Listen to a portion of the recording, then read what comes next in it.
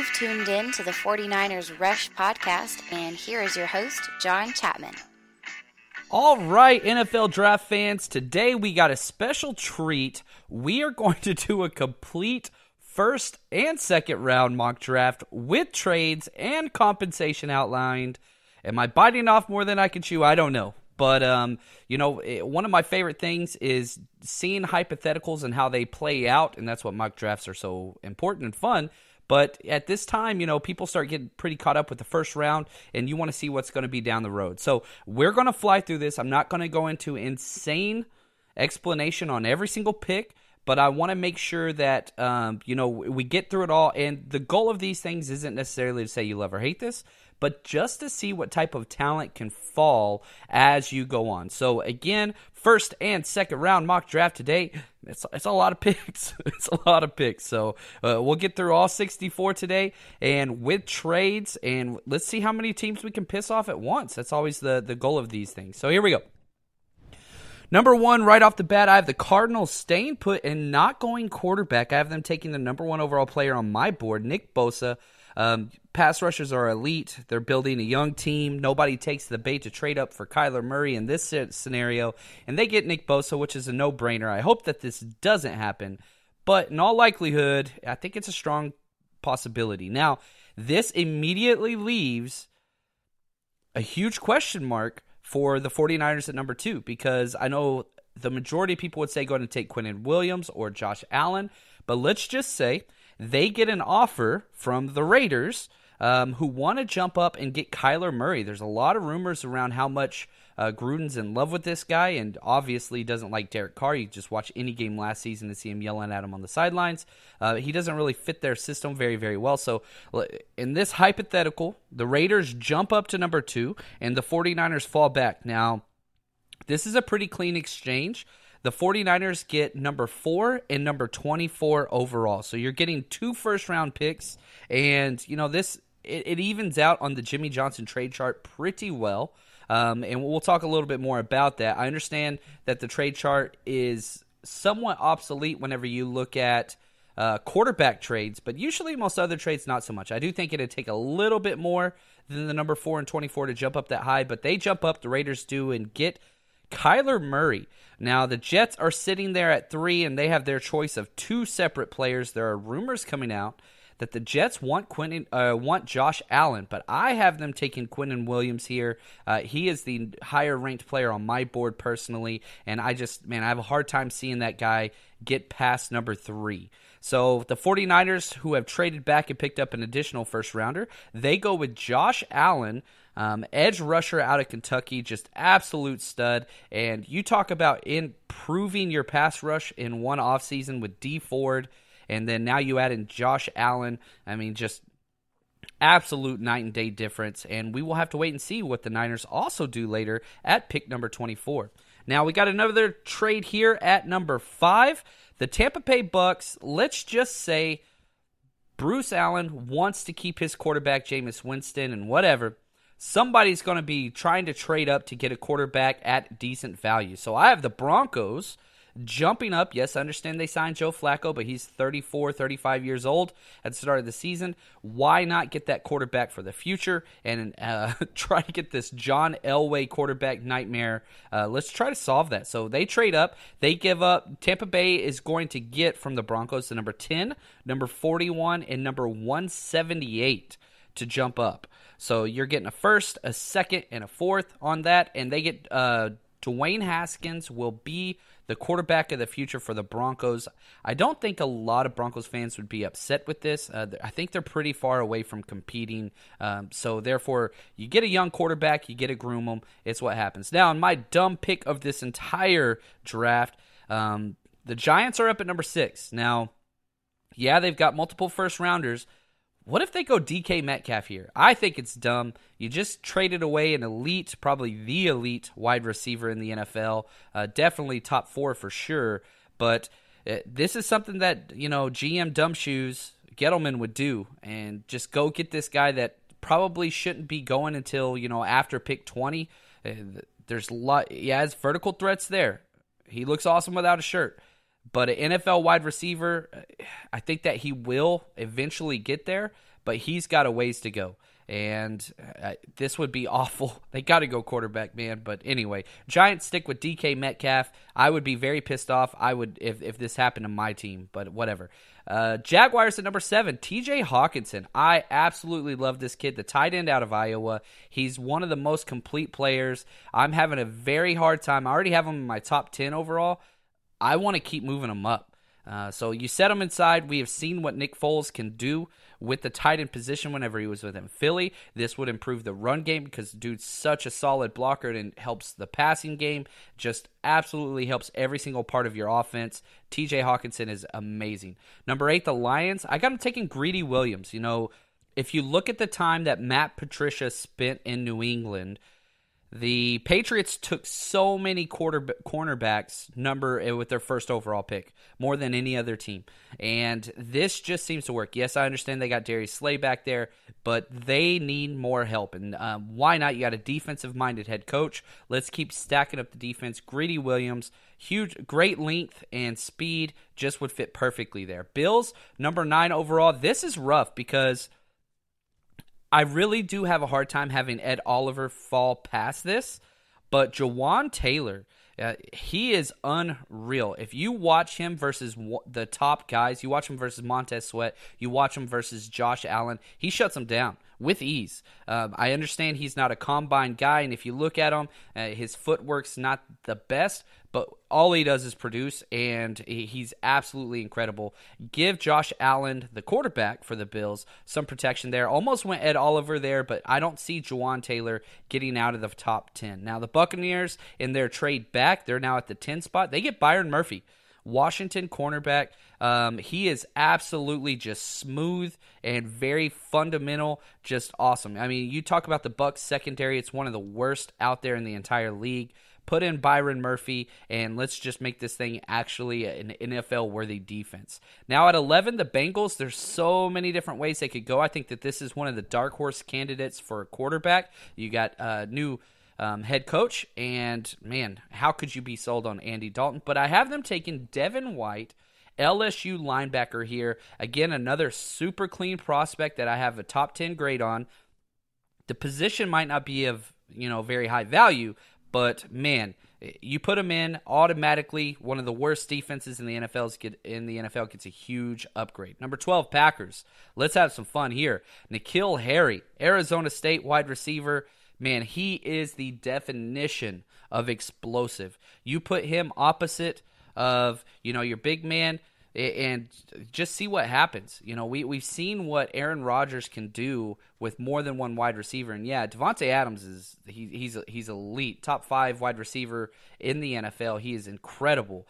But why not give somebody else? Randall Cobb's gone, whatever. You do have the 2 young guys. I get that. And, St. Brown. And you do whatever you want with those guys. I really do think, Marquez Valdez-Scantling is going to be the slot guy there since Cobb left. But you still need another outside guy. Go get N'Keal Harry, and let's just have a lot of fun. It'd be like playing Madden with that offense.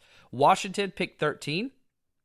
We've got a trade. They trade up with Miami. So Miami gets pick 15 and pick 96. So what happens here, the Dolphins drop back 2 spots, and Washington jumps up and gets their quarterback, Drew Lock, quarterback out of Missouri. He has a rocket arm. I really do think there's a decent shot that Drew Lock could be the second quarterback taken over Haskins. I think Murray's going to be that first guy. I don't think he's going to get out of the top 6, but Drew Lock is gaining a lot of buzz, and the more and more I watch his film, his ceiling is way past Haskins. Haskins is very accurate and all those things, but for some reason, NFL GMs love that rocket arm, and that is Drew Lock to a T, probably the strongest arm in this draft outside of Tyree Jackson, but he's not going to go till much, much later. So Washington trades up. They give up a first and a third to get their quarterback of the future to jump up 2 spots. The Falcons at 14, one of my favorite picks in this mock draft. They get Cleveland Farrell, defensive end out of Clemson. This kid is great, and he's going to fall.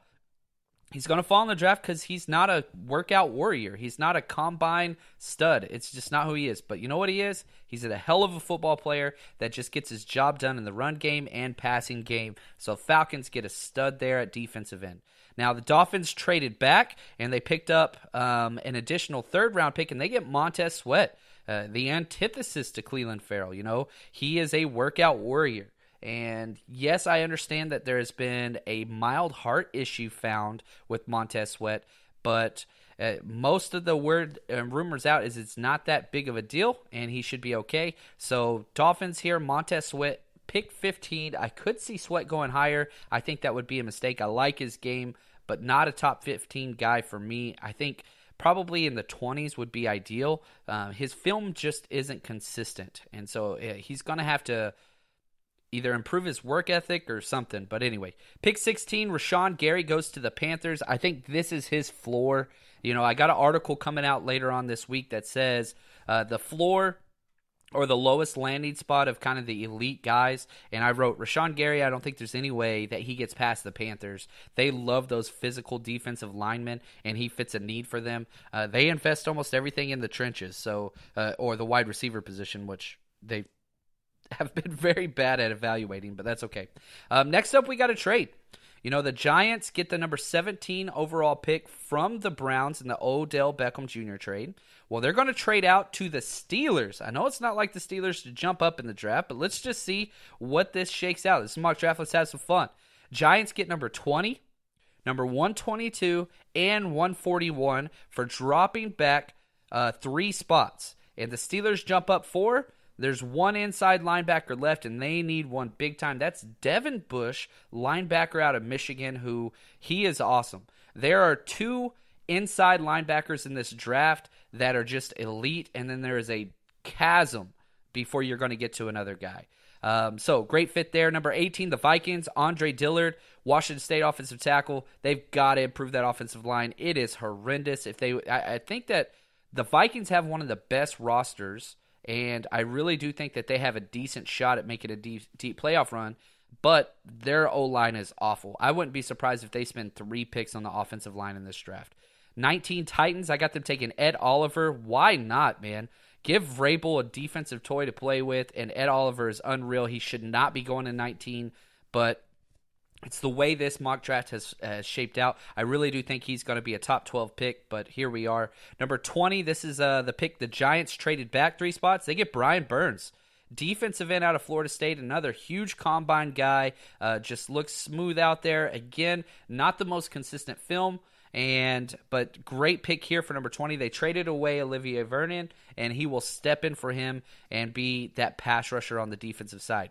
Next up, we got another trade. Seattle trades out. They don't have a lot of picks. They need to get some. The Colts decide to jump up to number 21.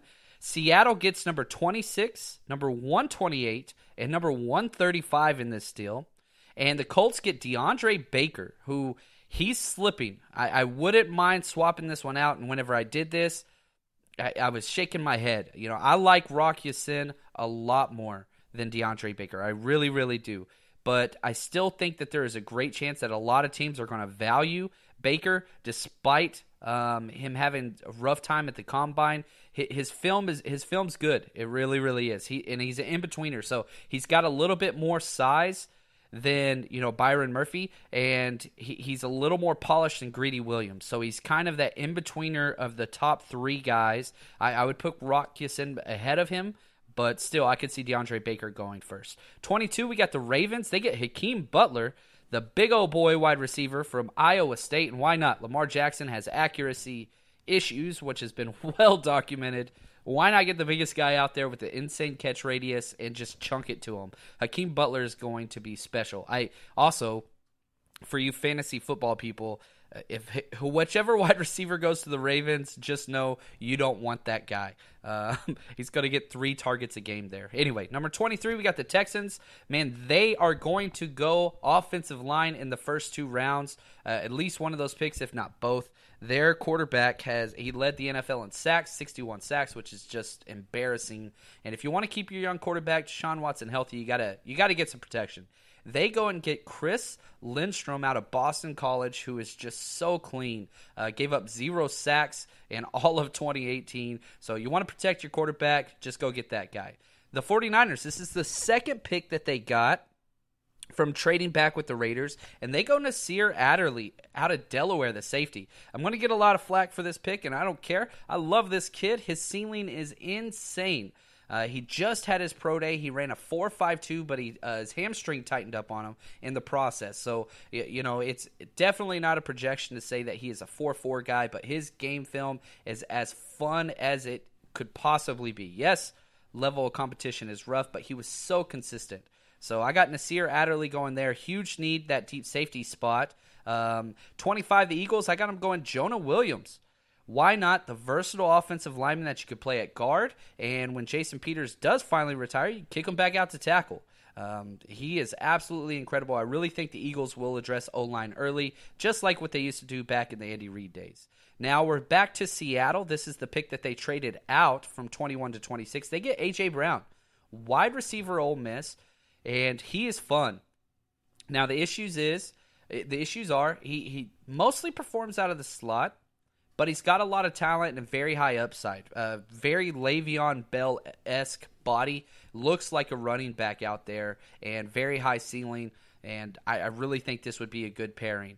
Raiders at number 27, they go and get Josh Jacobs. The first running back is off the board. Man, they need somebody. Chris Warren was fun in the preseason, and he might have a role.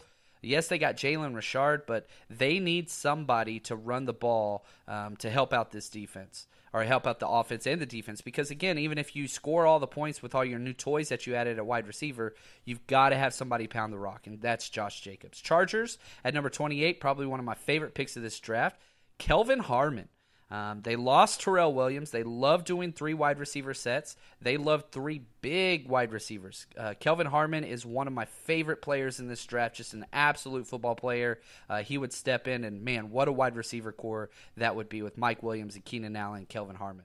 Number 29, the Chiefs. They get Jalen Ferguson. Louisiana Tech defensive end. Yes, I know. I love this guy more than everybody else. Don't care. My mock. The all-time NCAA sack leader. Film is insane. Yes, he played at Louisiana Tech, but if you watch his film against SEC opponents, Mississippi State, Ole Miss, or LSU, he's the best player on the field, not even close. So I love Jalen Ferguson. The Chiefs lost 2. I don't know how. They lost 2 elite pass rushers, and so they've got to get somebody there. Packers at 30, Irv Smith Jr. Why not?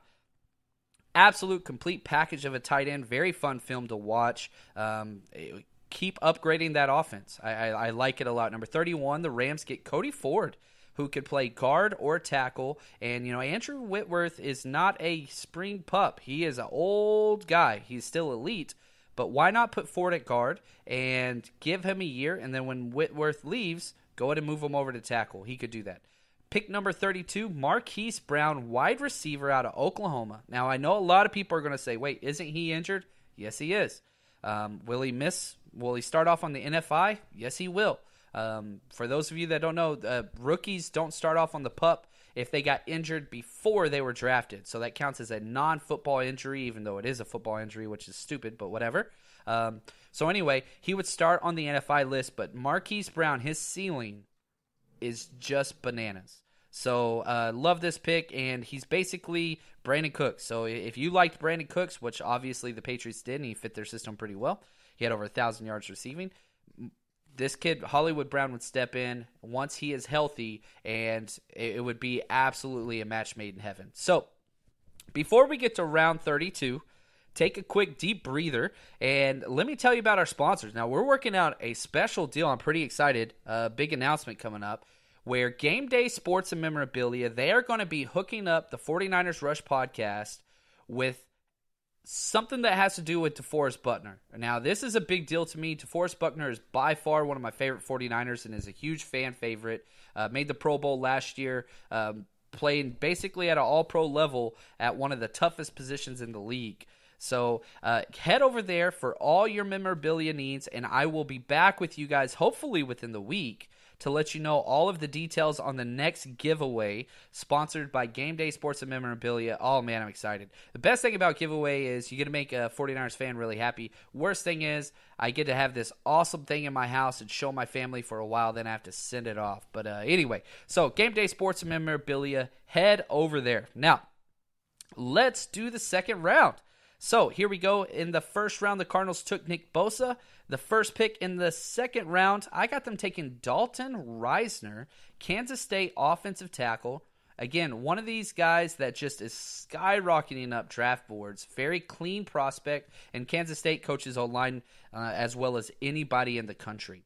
Now, the Colts with pick 34, I got them taking Deebo Samuel, wide receiver, a big crowd favorite. 49er fans after the Senior Bowl.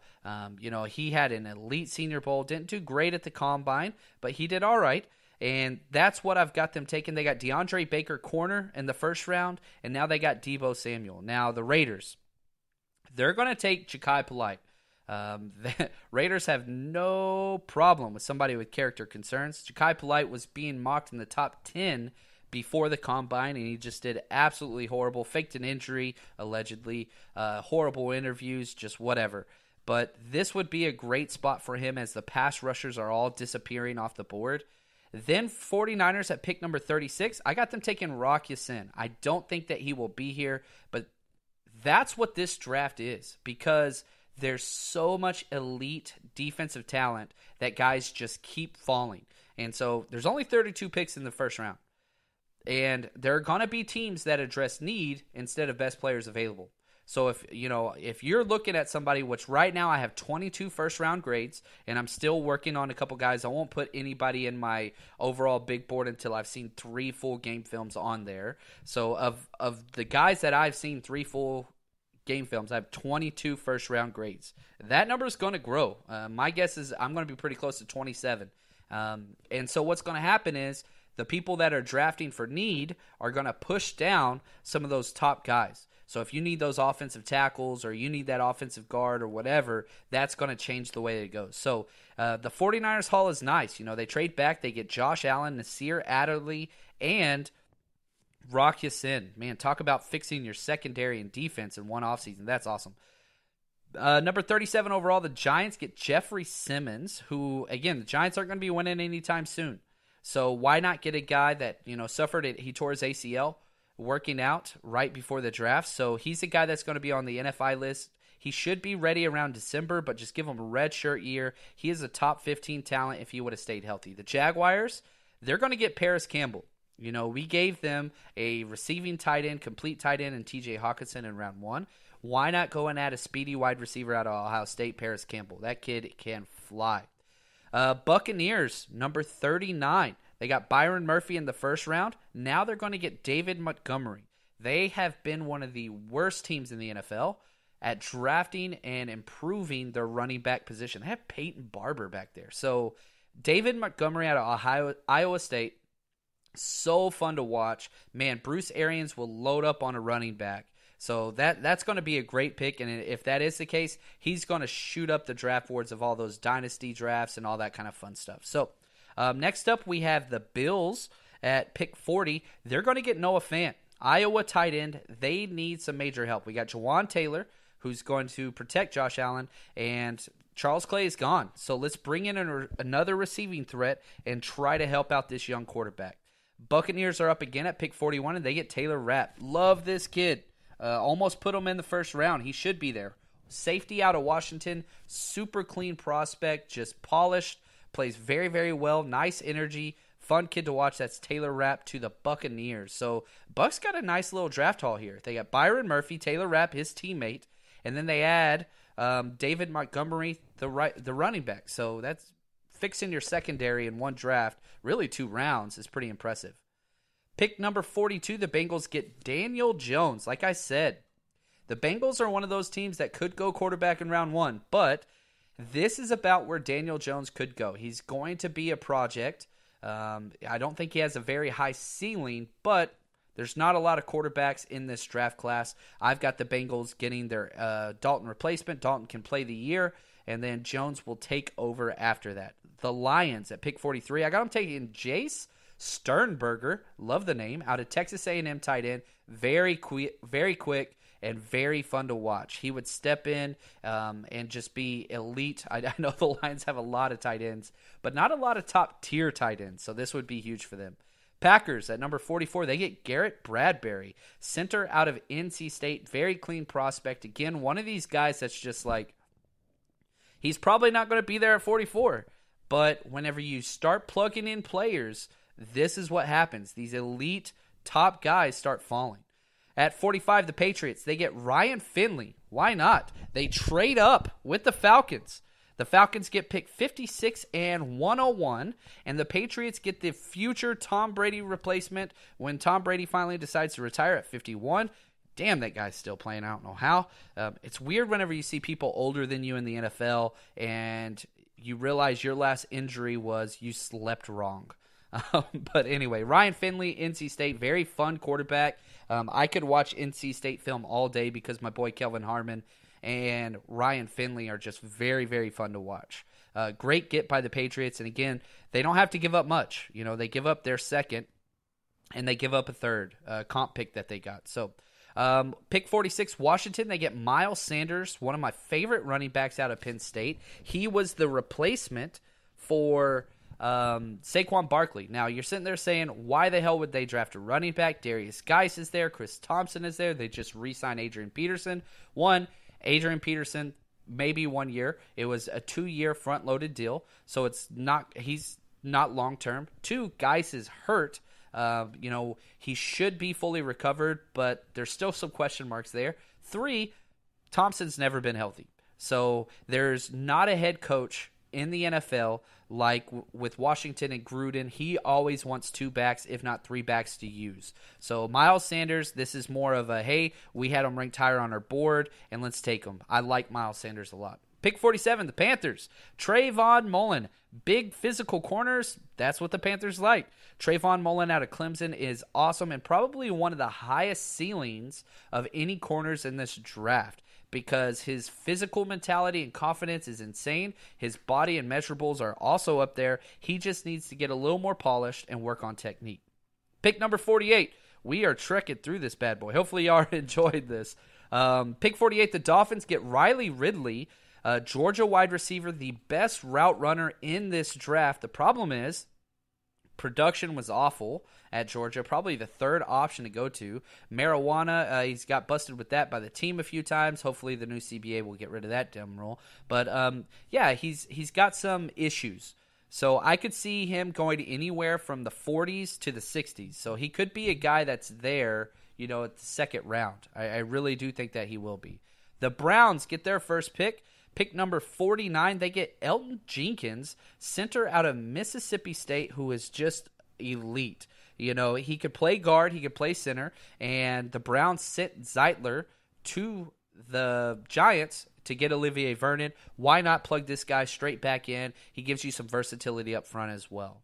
Vikings, pick 50, they get Christian Wilkins, Clemson defensive tackle. This guy has just been so legit for so long, and his highlights aren't great, but he's one of those players that just grades out positive on every single play. The Vikings get an absolute stud that will just play for 8 to 10 years, 3-down guy that's just going to be special. Titans up at 51. They get Jonathan Abrams, safety out of Mississippi State, who again, these safeties, I really do think that there could be 5 to 6 safeties go in the 2nd round. Maybe 1 or 2 in the first, but there's a gigantic group of them. So depending on what it is that you value, whether it's physicality, speed, length, ball skills, whatever, there's going to be kind of a pick-your-poison safety run in the 2nd and 3rd round. And Jonathan Abrams, legit. He absolutely flies to the ball and loves to hit and brings a lot of energy, which, again, I think Vrabel's going to like in Tennessee. Steelers back up at 52. They get J.J. Arcega-Whiteside, the touchdown scoring man from Spain. This kid is special. Very, very fun film, and I think that he would fit very well with Big Ben just because he's a competitor. A lot of fun. Next up, we got a trade. The Dallas Cowboys are going to trade with their in-state kind of rival. So what's going to happen is Houston will get picks 59 and 136, and the Cowboys jump up to 53, and they get that safety. They're going to pick Deontay Thompson, safety out of Alabama. You know Jerry Jones likes his big school SEC and Texas boys. And so Alabama guys will fit in perfectly well. I'm not as high on Deontay Thompson as a lot of people are, but I think that the Cowboys are going to grow impatient and try to jump up because they don't have a first-round pick. They traded that away for Amari Cooper, which they are very happy about. But, man, that defense will need some work because they got a lot of holes to fill. They lost a lot of snaps on that side. Eagles, pick number 54. Why not?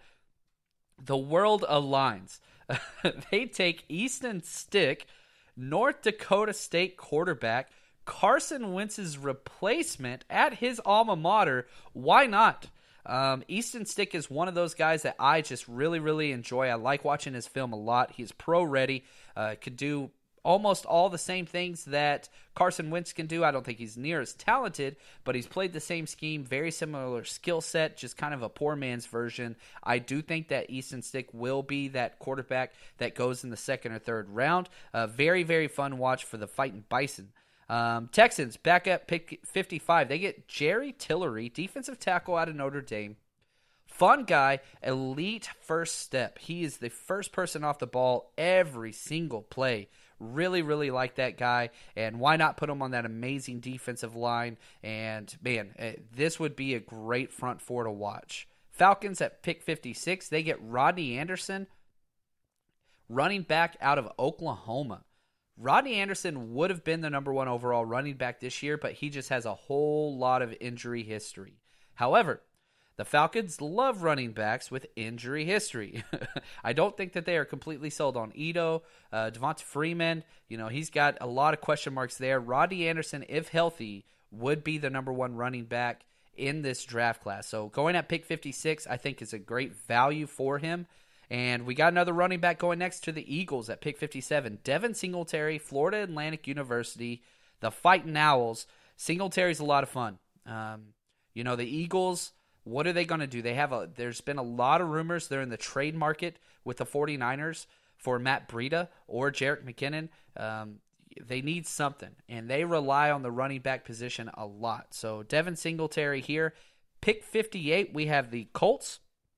Colts take Mack Wilson, inside linebacker out of Alabama, and this is the tier. So you can kind of see if we look back in the first round, I had one of the last linebacker go number 17 to the Steelers, and the Steelers traded up to pick 17. Well, here we are. We are way down in the second round towards the end, pick 58. So you've got 40 picks in between linebackers. I think this is what's going to happen. Mack Wilson, somebody that misses out on the top two Devin White and Devin Bush, they're going to be hoping that they can get Mack Wilson in the third, but I don't think he lasts that long. Texans back up at 59. They get Dexter Lawrence out of Clemson. Man, why not just keep stacking up that defensive line? I love defensive line play, and the Texans, they answer that completely here. I really do think that there is a great shot that, they just say, we're going to have Clowney for 1 year. Let's just keep getting these guys up front. Now, I don't think Dexter Lawrence can play outside. That's not what I'm saying at all. But they rotate their guys, and they get a lot of people in that front seven. So next up, we have Chargers at pick 60. Juan Thornhill, safety out of Virginia. This kid could go in the first round. If you want high upside players and elite athletes that play the position, it's Juan Thornhill. He's a lot of fun. The Chargers love defensive backs. They play 10 of them at a time if they could. So why not Juan Thornhill here? Great pick there by the Chargers. Probably one of the best value picks in this mock draft that I did. Almost done. 4 more picks. We got the Chiefs at 61. Darrell Henderson, Memphis running back. This kid is fun. You want to watch fun tape? You watch Darrell Henderson. I understand they got Carlos Hyde. Yes, I understand they've got a whole other bunch of Williams that they want to try out there, but why not give them a running back that can step in and maybe even do some slot work, because that kid can do it all. Saints at pick 62 get Michael Jordan, center, out of Ohio State. Awesome name. I really do think that this kid can play pretty well. But this is where we're at. We're at the back end of the second round. The talent is going to start hitting kind of a drop off around here. The Chiefs then again are up at 63. They just picked Darrell Henderson. Why not go with Chauncey Gardner-Johnson, safety out of Florida, that a lot of people have as their number one safety. He's not for me. I do like his film, but he's kind of a jack of all trades. Played some corner, could play in the slot, can play in the box, can play in the back, but I don't think he does anything really elite. But again, he would definitely benefit the Chiefs. They could move him around there as well. And the last pick of our 2-round mock draft with trades is the Patriots get Caden Smith out of Stanford, the tight end. Why not? Gronk announced his retirement. We got to get somebody in there to catch those passes at the tight end position for them. And man, if you stuck with me, I just want to say thanks. That was a lot of stuff, and it was pretty quick, but it was a lot of fun. So go ahead and just let me know how much you hated that thing. And again, we're going to be doing a mailbag episode soon. So go ahead and email me any questions you have about the draft or your team or player you like. At 49ers, it's just 49ers Rush Podcast at gmail.com. Again, 49ers Rush Podcast at gmail.com. Thanks for listening, and we'll talk to you guys later.